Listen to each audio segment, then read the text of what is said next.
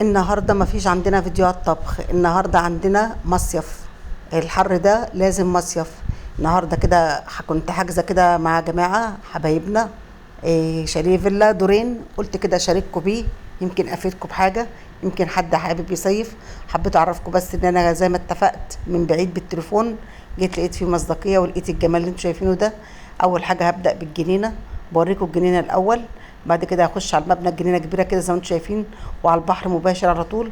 وده جنب الفيلا، ده جنب من الاجناب بتاعتها، بس مش باب رئيسي، لا هو باب يعني كده بيدخل على الجنينه.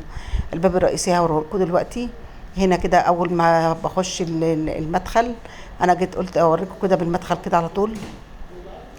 معانا المدخل بتاعنا ما فيه، قاعدة كويسة جدا، قاعدة عربي كده زي ما انتم شايفينها كده، جميلة ونظيفة وجميلة. الحمد لله. لقينا مصداقية كبيرة في كلامهم معانا. وادي هنا ترابيزة لو حبينا ناكل عليها نحط عليها حاجة كده. الفرش نضيف. في دخلة الباب كده لقينا سفرة زي ما انتم شايفين كده، ترابيزة سفرة ومعاها مكتبة كده على شكل نيش، محطوط فيها السرافيز والكلام ده. في هنا كده في اتنين فوتيه وترابيزه في قدام كده البار ده. هنا دي كده معايا اول اوضه نوم. الاوضه النوم دي فيها سريرين زي ما انتم شايفين كده، في حاجه نظيفه جدا وفخمه. كل اوضه فيها دولابها وسريرينها وفيها تكييفها، وفي بعض الاوض فيها حمامات. معانا كده هنا كده يا جماعه. المطبخ معايا. المطبخ طبعا اللي جيت دخلت لقيته، كنت متخيله ان هاجي الاقي مطبخ بقى مش نضيف، وحش خالص. المطبخ معايا بالشكل ده زي ما انتم شايفين. في دواليبه، في بوتاجازه، في التلاجة بتاعته برضو، كل اجهزته جميله. كل هو بصوا يا جماعه، الحاجه لقيتها نظيفه فوق ما كنت متخيله او متوقعه. انا كده لسه داخله من الباب، لسه ما دخلتش حاجتي. قلت اخش الاول اشوف لو الوضع عجبني زي ما كنت متفقه مع المسؤول. ما لقيتوش كده، هاخد بعضي وارجع تاني. لان طبعا الحاجه غاليه، وانا جايه اقضي يومين كويسين، مش جايه اتعذب في مكان مش نظيف او كده. هنا كده المدخل الرئيسي اهو من على الشارع اهو. ده مدخل الفيلا، وفي اوضه للغفير او حارس المكان. وطلعت كده السلم دوبلكس. معايا كده هنا اول ما طلعت كده لقيت برضو قاعده كده جميله ولطيفه كده برضو. بتطل برضو على المكان، طبعا المكان كله فتحاته مهوي وجميل جدا. بيطل على البحر على طول. معايا كده اوضه هنا بالتراس بتاعها، فيها سريرين وفيها دولابها زي ما انتم شايفين. آه، وطلعت كده على التراس. كان هنا بقى المفاجاه الجميله ديت، كنتش متخيلاها كده. انا طبعا اتبعت لي وصف، لكن ما كنتش متخيله ان هو بالجمال ده. هنا كده فوق على التراس، هنا على البحر مباشر، بشوف البحر كله، بشوف المكان كله، بقدر اكشفه. بقدر يعني اتمتع بمثلا من او من جوه المكان. لو حبيتش انزل الاقي مثلا المكان حواليا، اقدر اقف في بلكونته، اقدر اقف يعني اتفرج براحتي عادي.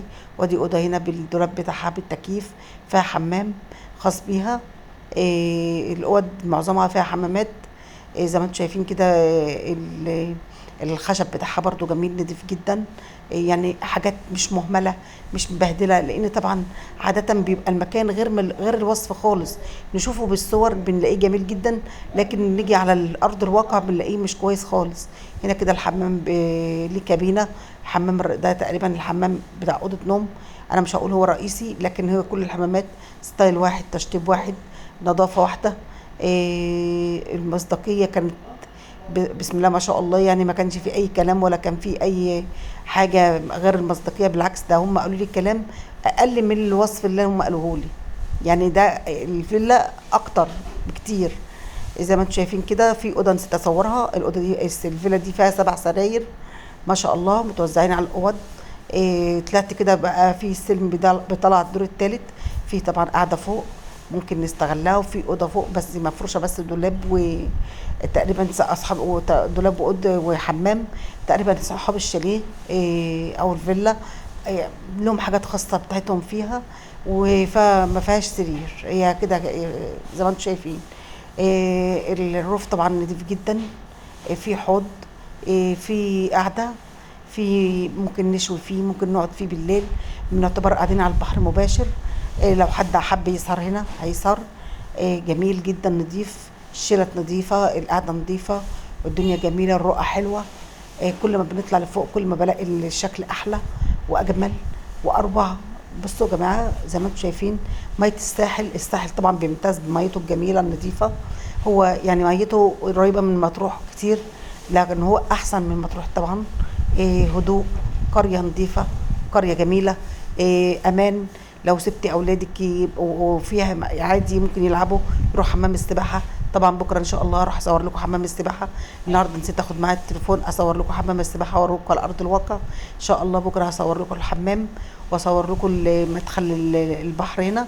طبعا انت معاكي الصلاحيه انك تخشي البحر عادي من غير اي رسوم، معاكي صلاحيه تخشي البسين من غير اي رسوم، بسين عادي خالص. حتى لو مأجره انت مالكه مفيش اي مشكله، معاكي ليكي اماكن بتخشي بيها، ليكي عدد كراسي بتخشي بيه فوق كده. ما بتاخدي من شاليهك او بتأجري مثلا، بيبقى في حدود الكرسي مثلا 10 جنيه. انا قلت اقول لكم كل التفاصيل. طبعا اول يوم احنا جينا ما طبخناش او عملناش اي حاجه، لكن احنا جايبين معانا حاجات تكفينا طبعا.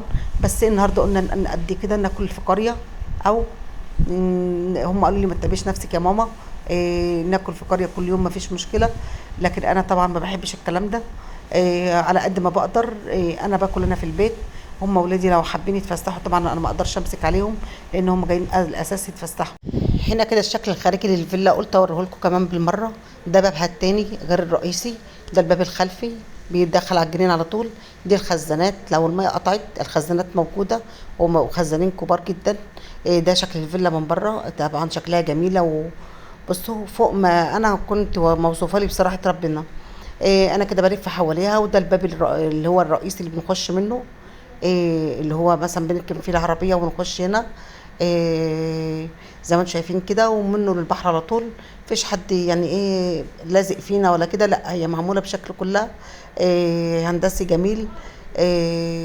ده بقى معانا، ده اللي سلمنا المكان، ده المسؤول عن المكان بيسلمنا واحنا ماشيين بنسلمه. قلت اوريكم كده من الشكل الخارجي من بره جمال الفيلا وشياكتها.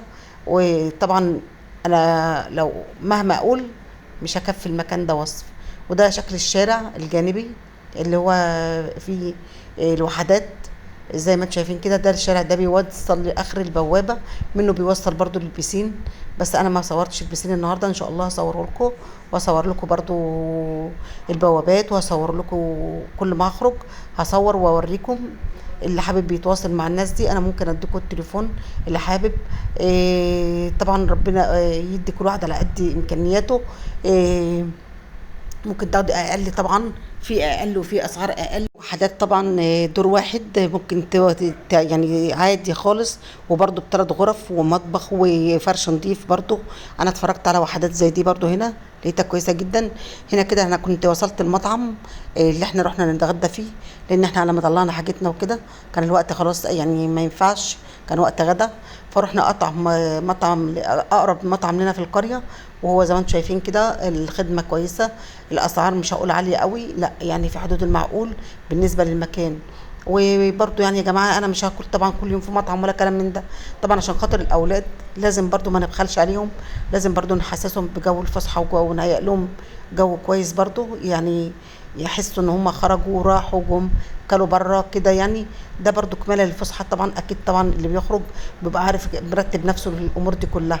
وانا حابه كده اوريكم المطعم من جوه برضو. انا هنا خدت اكلي، عبيت الاكل اللي انا عايزاه وطلبت الطريقه اللي انا عايزاه بيها. وزي ما انتم شايفين كده انا كنت قاعده جوه الصاله، وطلبت اقعد في الصاله بره جوه، ما رضيتش اقعد بره. وفي طبعا قاعده بره اللي حابب. دي سلسله مطاعم لكله، اسماك، مشاوي، فراخ، لحوم، فطار، عشاء، كل اللي تحبوه موجود. وفي برضو مكان قريب هنا برضو لو حابين تستخدموا منه اي طلبات عادي خالص. طبعا اللي معاه عربيه بيقدر يتحرك براحته. يلا بقى واشوفكم بقيه الفيديو ان شاء الله.